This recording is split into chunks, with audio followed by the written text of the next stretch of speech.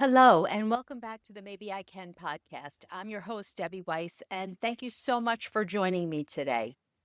So, as I do every week, just before I hit record, I reflect back on my week and think about what's happened in my life. What do I want to share with you from what I've learned or what it reminds me of? And today, the lesson doesn't come actually from something that happened in my own life.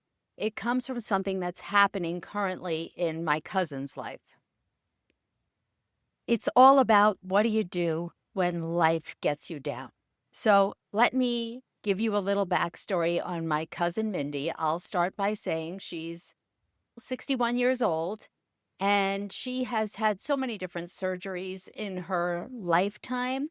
She is healthy, but she seems to be having a lot of problems with her joints. She's already had both her knees replaced. Last year, she had a cervical fusion in her neck, and she's been having shoulder pain. So, long story short, she knew she needed to have a shoulder replacement, which is actually scheduled for November 4th. And soon after, she found out she also needs a hip replacement. She is a go-getter. She has faced so much adversity, especially when it comes to these physical problems that, yeah, she might get down, but she doesn't let anything hold her back. And so she actually did some wheeling and dealing with her doctors because they're two different surgeons, because nowadays everybody has a specialty. So she asked the shoulder guy and the hip guy, can I do this close together? And so she actually has the one surgery scheduled for November 4th and the hip surgery scheduled for December 18th. Now, if you've been listening to my podcast, you know a few weeks ago I said that I thought that we were going to have to cancel our trip to California. And it was because of my cousin Mindy's knee. Because one day, the week before, she woke up and her knee was bothering her out of nowhere. She's had no problems since she had that particular knee replaced 5 years ago. And she wound up going to see the surgeon, who's also the same as the hip surgeon. And he said, no, it's a soft tissue thing. I'm going to give you this injection. And that's how we wound up going on the trip. However, on the trip, the injection didn't work. And her knee was really bothering her, and we had to get wheelchairs. But she's so brave, and she's not a complainer, and she's tough. So you know that when she's hurting and you can see it on her face, that it's got to be pretty bad. But she really tries to not let it affect her and to affect the other people around her. Well, she comes to find out since we got back, she found out earlier this week, the week before her shoulder surgery, that it wasn't a soft tissue thing with her knee. There is a lot of bone loss, and quite frankly, I don't really understand, and we don't need to. The point is, she found out she needs to have knee revision surgery, which she needs to have before the hip. So the doctor said, okay, we'll swap the hip for the knee. And so shoulder November 4th, knee December 18th, hip afterwards. So, oh my goodness, she was just saying to me earlier, she'd like to know the statistic of how many people need to have, who haven't had like some kind of immediate, accident, who need to have 3 different parts of their body replaced, at one time. It's crazy. Now, if that weren't bad enough, so she got the news about the knee revision surgery, I don't know, let's say 4 days ago?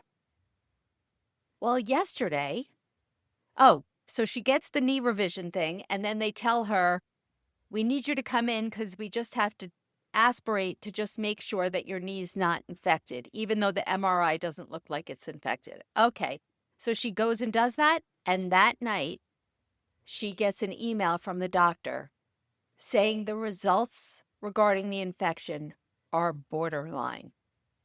And if it is infected, we see that it will, whatever the numbers are, will grow over days.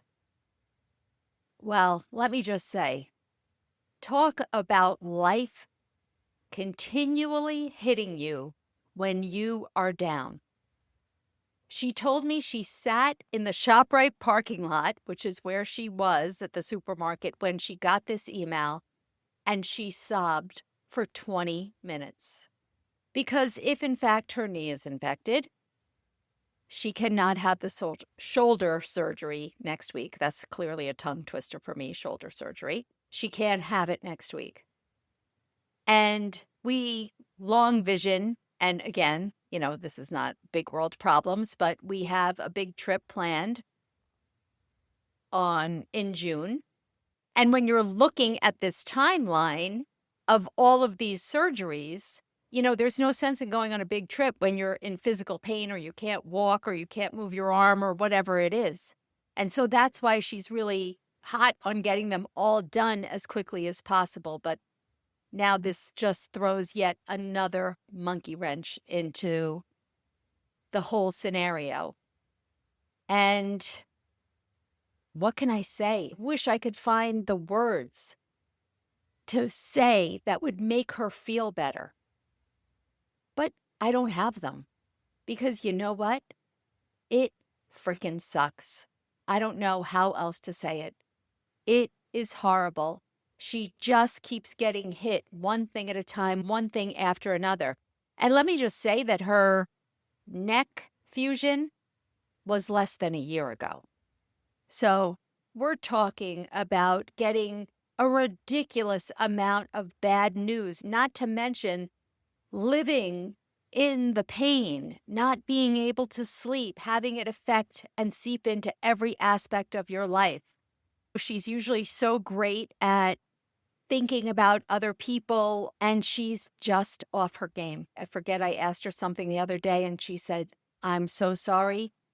I am just not myself." You say hello, and she starts crying. And I get it. We all have different seasons in our lives where life just gets you down.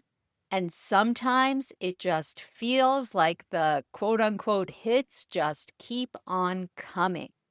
And every time that you try to get up again, boom, something else smacks you over the head and drives you back down to the ground.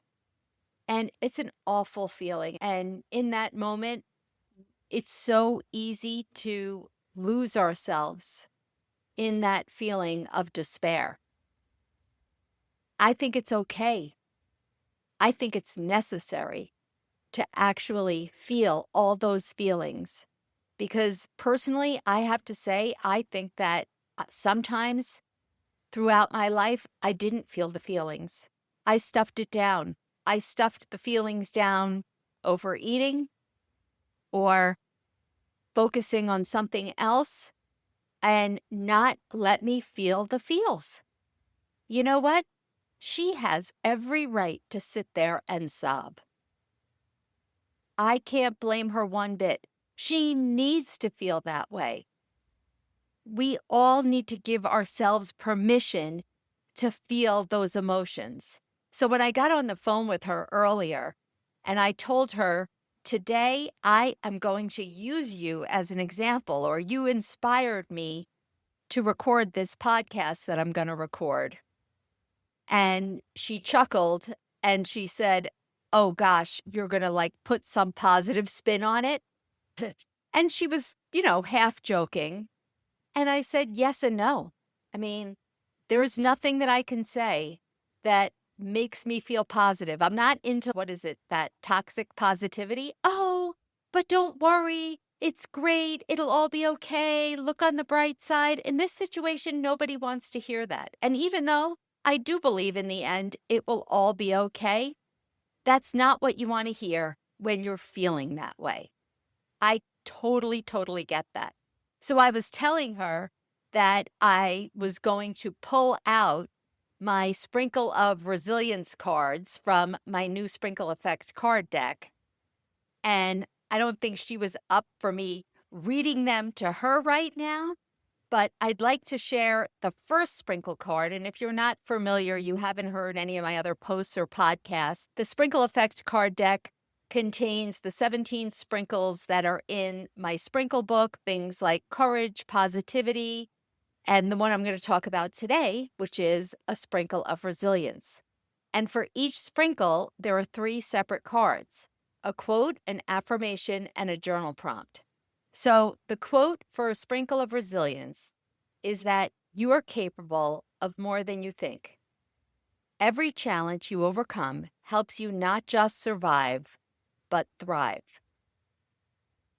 Now, I want you to reflect on that.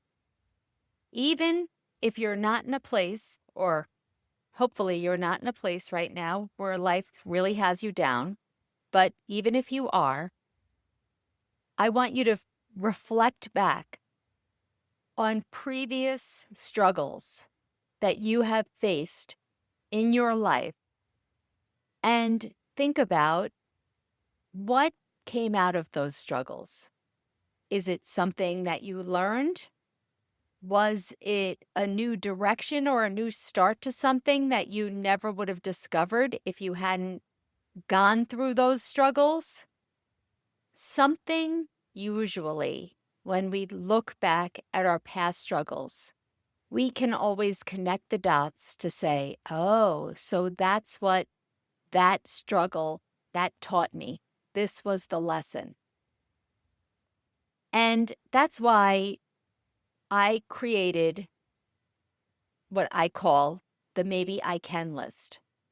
So in my notes app on my phone, but you can write it down too, any way that works for you, that you're going to have it handy.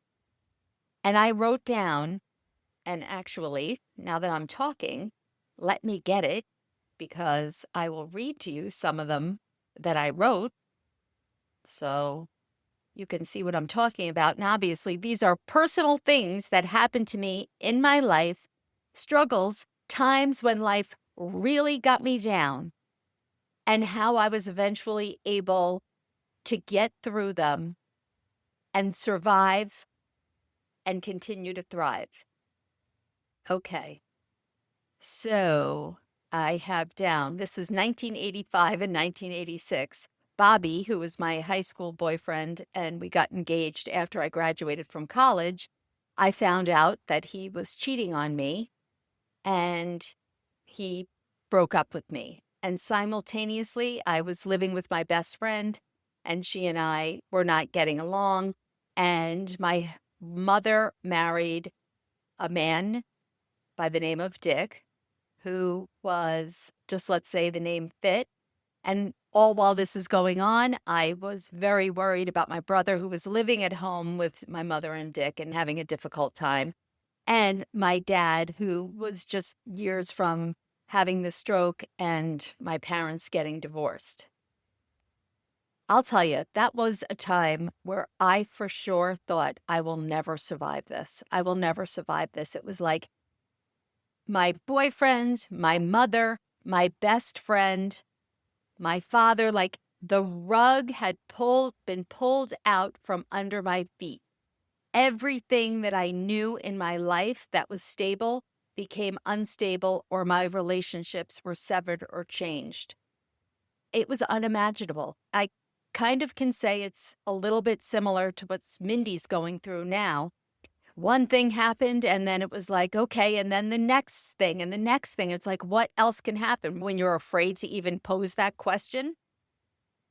Another one that's on here is when I started my insurance agency and I inherited customers from a retired agent. And in 3 weeks, I had, approximately 500 people call and yell at me for stealing their business from another agent, which is not what happened. They just didn't understand. And 500 people left me. Boy, that was another one. I was crying. I was crying day and night and wanted to go back home to Long Island because we had moved to New Jersey to open up this insurance agency and just crawl back in my comfort of being an accountant and stopping. Now, in both cases, and all the other things that are listed here. I talked about my infertility journey, talked about when my father was dying, of course, when I became a widow, when I talking about some tough times with my father and having him move, and you get the idea. I want you to do the same, because here it is. It's right on my phone, and every time that I'm reminded or I'm feeling like life has really got me down, I open this up. Now, what did all these things teach me? In the moment, was I all sunny and positive and said, I can get through this? No. Now, did I handle it differently when in 1985 and 1986, when I was in my 20s, compared to how I was even when I opened my insurance agency? I think I was in my early 30s. And then each stage, right? Then when my father was dying, when Gary was dying, all the things, not like it gets easier, but in a way, you start to know that you can get through this tough time because you've seen how you've gotten through so many difficult things in your life. And if you place yourself back, your headspace, how was I feeling at the time? And remind yourself how you really felt like the world was coming to an end. And then you see how, well, it wasn't. And eventually the sun came out. It helps you have a little bit of hope and give yourself a little bit of grace the next time that you're going through something so hard. And here's the thing. You should not feel any sense of guilt or shame that you are struggling, that you do feel down. I would encourage you to take the time to rest, have some quiet time, binge watch TV. I don't care, whatever it takes you to just decompress. Give yourself the space to do that. I think the difficulty is moving past that stage. You're not going to grow stronger by pretending that you're not hurting. You're hurting, and that's normal.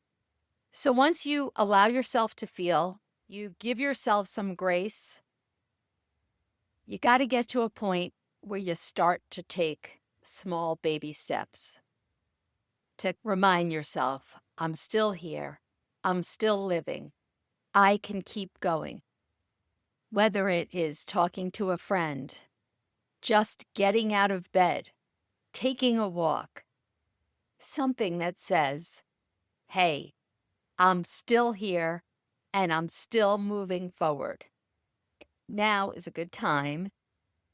On the Sprinkle of Resilience affirmation card, the affirmation says, every challenge I face makes me stronger.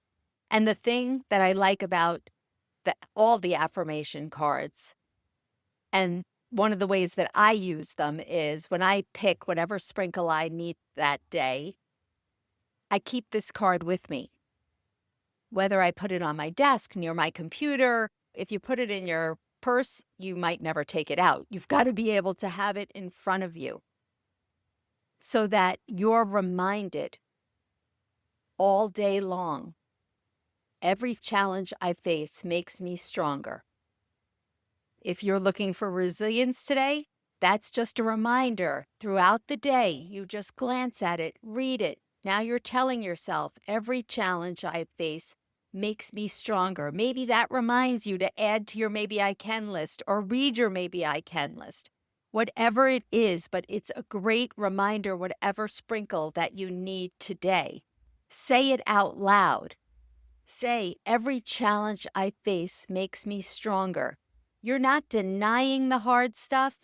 You're remembering you've faced it before and reminding yourself how you've made it through 100% of those challenges, right?